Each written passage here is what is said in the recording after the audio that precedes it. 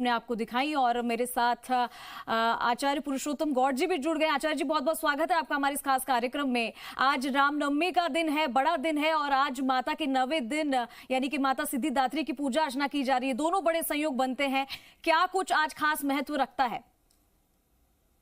जी, श्री राम जय राम जय जय राम। रामनवमी की पावन पर्व पर सभी दर्शकों के लिए हार्दिक शुभकामनाएं।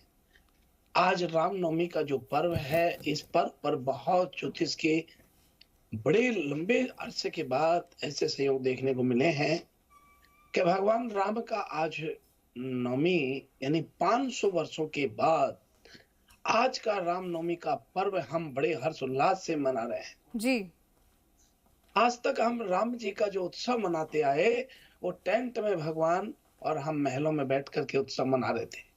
लेकिन सही मायने में आज पहली बार 500 वर्षों के बाद ऐसा हो रहा है कि राम जी दरबार में और राजा जब दरबार में बैठता है और फिर उनका उत्सव मनाया जाए तो बहुत अच्छा लगता है। कर्क लगन में रामनवमी पर चंद्रमा कर्क राशि में आज मौजूद है। और आपको बताएं कि यहाँ गज के श्री योग के अंदर राम जी के जन्म उत्सव की तैयारी हो रही है और जन्म समय की कुंडली में गज के श्री योग ही राम जी को था। ज्योतिष शास्त्र में गज के श्री योग को बहुत शुभ हम लोग मानते हैं और ये प्रभाव जीवन में मान सम्मान यश कीर्ति वैभव का विस्तार करने वाला होता है। रामनवमी पर सूर्य के स्थिति शास्त्रों के अनुसार भगवान राम के जन्म के समय सूर्य 10वें भाव में मौजूद होकर अपनी उच्च राशि में स्थित थे। रामनवमी पर सूर्य अपनी उच्च राशि मेष राशि में विराजमान होकर 10वें भाव को देख रहे हैं। शुभ मुहूर्त में भगवान राम की पूजा का बड़ा विधान है। आपको बता दें कि आज अश्लेषा का नक्षत्र और रामनवमी पर सर्वार्थ सिद्धि योग सुबह 5:16 से लेकर 6:08 तक रहा। पूरे दिन रवि योग का संयोग बनेगा। हमारी वैदिक ज्योतिष शास्त्र में रवि योग और सर्वार्थ सिद्धि योग को शुभारंभ पर यानी सूर्योदय के साथ होता है, बड़ा शुभ मानते हैं। कहते हैं कि ऐसे दिन कार्य करने पर आपके मन वांछित फलों की प्राप्ति होती है। आज रामनवमी का जो पर्व है, सुबह से ही मुहूर्त का प्रारंभ हो रहा है और अभिजित मुहूर्त में भगवान का यहाँ प्राकट्य होकर के और अभिषेक होगा, जलाभिषेक, और उसके बाद पूजन अर्चन होगा। आज जिन लोगों ने नवरात्र की स्थापना की है, उन लोगों का आज रामनवमी जिनके घर में पूजती है, वहाँ हवन हो रहा है, पूजा हो रही है और 9 कन्याओं को बुलाकर भोजन कराया जाएगा। उनको भोजन कराने के पश्चात अपनी श्रद्धा से फल दक्षिणा आदि देनी होती है। आज रामनवमी का पर्व, ये आपको चंद्रश्री जी बता दें कि आज का दिन बहुत ही महत्वपूर्ण है। जी, 500 वर्षों के बाद आज रामनवमी की पूजा का आनंद ही कुछ और है। बिल्कुल गुरुजी, और आपके पास फिर से मैं लौटूंगी। मैं करना चाहूंगी पारुल जी, आपका रुख करना चाहूंगी। और ब्रेक पर जाने से पहले हमने काफी सारी चीजों का जिक्र किया, जैसे कि व्रत में क्या कुछ खाना चाहिए, क्या नहीं खाना चाहिए, कैसे पूजा अर्चना की जाती है, माता के स्वरूपों की महिमा क्या है, इस पर भी हम आएंगे। लेकिन हम जानना चाहेंगे कि जब घट स्थापना करते हैं यानी कि उस कलश का क्या महत्व होता है। पहले दिन जब हम इसकी नवरात्रि की शुरुआत करते हैं तो उस कलश को और उस नारियल को जो घट स्थापना में हम रखते हैं, 9वें दिन के बाद 10वें दिन में उसका क्या कैसे उसे निर्वाह करना चाहिए, कैसे उसे रखना चाहिए, कहाँ उसे रखना चाहिए, उसकी सही जगह क्या है और इसके क्या महत्व होता है, ये बताइए।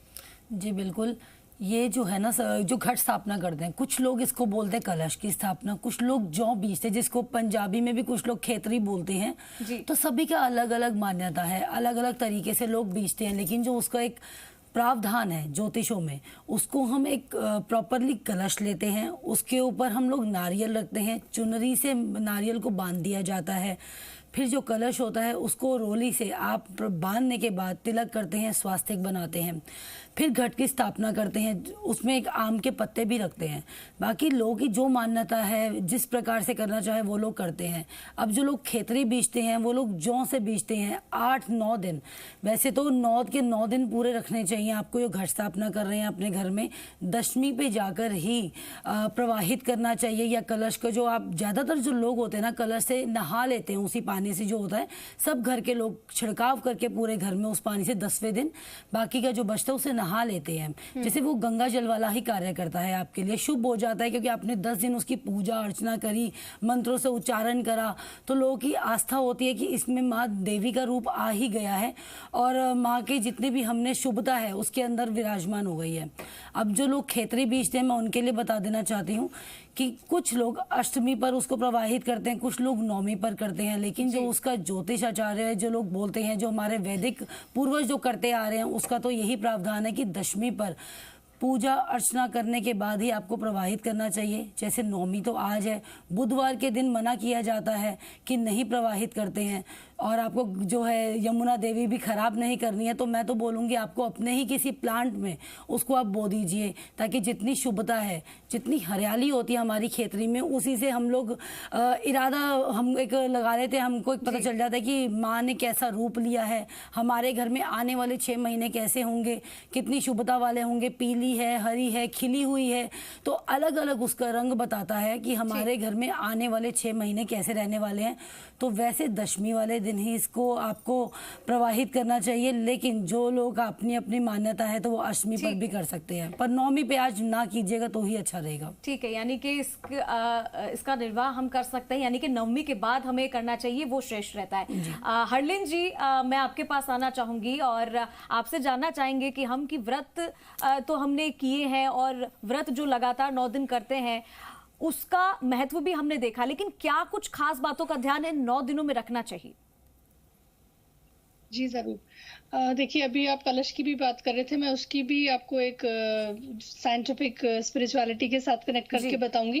तो क्या क्या ध्यान रखना चाहिए उसमें, तो यही है कि सबसे पहले तो हम किस लिए व्रत रख रहे हैं या किस लिए हम वो जो भी हम कर रहे हैं 9 दिन, चाहे आप 2 दिन व्रत रख रहे हैं, चाहे आप नहीं भी व्रत रख रहे हैं, तब भी माइंड में एक वो रहता है कि हाँ जी नवरात्रि चल रहे हैं, ये नहीं खाना, ऐसा नहीं करना है, कुछ आप शब्द नहीं बोलने हैं। तो माइंड में सबसे पहले तो ये रखना है कि अगर आप व्रत रख रहे हैं तो क्यों रख रहे हैं, क्या रीजन है। ऐसा नहीं कि किसी ने कह दिया तो जबरदस्ती व्रत रखा है, क्योंकि जब भी आप अंदर से किसी चीज को सोचेंगे तो उसको आप अच्छे से पूर्ण कर पाएंगे, तो तभी सोल प्योरीफाई होती है। तो वो बहुत जरूरी है। जो भी नेगेटिव थिंकिंग है उससे दूर रहिए, क्योंकि नेगेटिविटी अगर आती है तो जो भी आप काम कर रहे हैं उसमें भी वो नेगेटिविटी आएगी। तो अपने ऑरा को, अपनी एनर्जी को बहुत अच्छा रखिए, हैप्पी रहिए, खुश रहिए। ये कोई फोर्स नहीं किया जाता है कि ये प्रथा चली आ रही है तो हमें भी ये रखना है। कई लोग ऑफिस जा रहे हैं, कई ऐसी लेडीज हैं जो नहीं व्रत रख पाती हैं, तो तब भी कोई बात नहीं, तब भी आप पूरा पालन कीजिए। जो रहता है, सुबह उठ के पूजा कीजिए, आप कभी भी मंत्र चैंटिंग करिए। कोई ऐसा समय नहीं है कि मैं इस वक्त नहीं कर पाई, सुबह नहीं कर पाई, जो ऑफिस गोइंग है, तो आप शाम को कीजिए, इवनिंग में कीजिए, जब भी समय मिलता है। तो वो एक सीक्वेंस रखना बहुत जरूरी है। ऐसा नहीं कि आज कर लिया, कल नहीं किया, फिर लगा कि चलिए आज करते हैं। तो सीक्वेंस रखिए। और जो कलश की बात थी, ऐसे ही अगर व्रत नहीं भी रखा है तो भी एक जार में, कोई भी कांच का जार है या कलश है, उसके अंदर पानी भर के मैं कहूंगी 9 क्रिस्टल्स रखिए। जो 9 कलर्स के क्रिस्टल्स होते हैं, जिनके पास 9 क्रिस्टल्स हैं, वो क्रिस्टल्स उसमें डिप कर दीजिए। तो 9वें दिन, उसके बाद जब वो 9 डेज की जो एनर्जी रहेगी, उसमें जो कलर रहेगा, तो इसमें कलर थेरेपी और क्रिस्टल्स की जो प्रॉपर्टीज होती हैं वो भी आ जाती हैं। तो उस पानी को आप घर में स्प्रिंकल कर सकते हैं, उससे आप जैसे बताया गया था कि नहा सकते हैं। वैसे बहुत सारी ऐसी चीजें जो आप इन 9 दिनों में कर सकते हैं। अगर आपने व्रत रखा है या नहीं रखा है, वो माइंड से आप उतना ही प्योरीफाई हो जाएंगे। बिल्कुल हरलीन जी, और मन से ये बात बिल्कुल साफ जरूर होनी चाहिए कि हम अगर किसी भी माता का या किसी भी इष्ट का हम व्रत रख रहे हैं तो वो दिल से रखना चाहिए। ऋतु जी, मैं आपका रुख करना चाहूंगी। ये बात बहुत अच्छी निकल कर आई है यहाँ पर कि बहुत लोगों के कहने से, जब कोई व्रत नहीं करता है तो किसी के कहने से व्रत कर लेता है कि चलो आज हम भी व्रत करके देख लेते हैं कैसा होता है। लेकिन मुझे लगता है कि बाहरी स्वच्छता, बाहरी शुद्धता की ज्यादा मन की शुद्धता और मन की स्वच्छता ज्यादा महत्वपूर्ण होती है। और चाहे हम 9 दिन व्रत करें, चाहे एक दिन व्रत करें? मन की शुद्धता बहुत जरूरी है किसी भी व्रत, किसी भी इष्ट को पूजा करने से पहले। बिल्कुल सही बात है, मन की शुद्धता बहुत आवश्यक है। उपवास का अर्थ ही है आत्मा के पास वास, मतलब आपको इन उपवास जब हम करते हैं तो वो सिर्फ भोजन से, अन्न से उपवास का अर्थ नहीं होता है।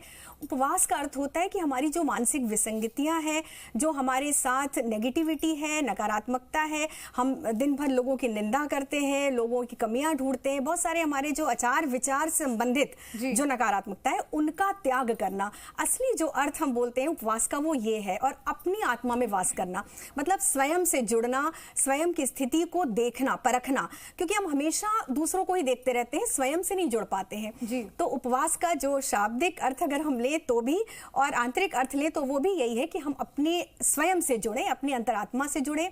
और किसी के कहने पर व्रत रखना, देखिए अच्छी चीज का अनुसरण करना भी कोई बुरी बात नहीं है। अगर आपको नहीं समझ आ रहा, अगर आपको कोई एडवाइस दे रहा है कि आप फास्ट ऐसे रख लीजिए तो उसकी पूरी बातों का अनुसरण कीजिए ना। जैसे अगर कोई व्रत रखता है तो बड़ी नीति उससे रखता है, बहुत नियमों से रखता है।